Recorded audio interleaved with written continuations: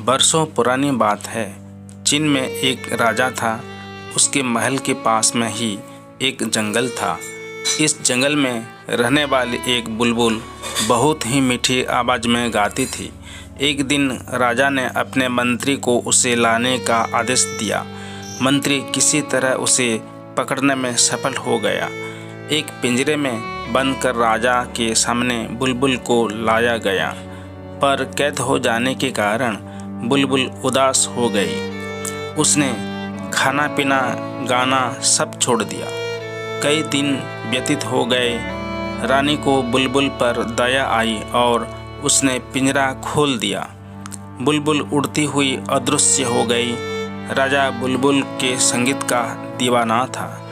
उसने मंत्री से दूसरी चिड़िया लाने के लिए कहा। मंत्री ने राज्य के शिल्पकार से हूबहू वैसे ही मिट्टी की बुलबुल बनवाई जो गाती भी थी। राजा सोने से पहले उसका गाना सुनाता था। एक दिन वह गिरकर टूट गई। राजा उदास और बीमार रहने लगा।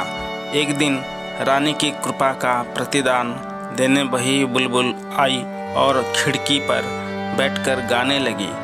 राजा ठीक होने लगा।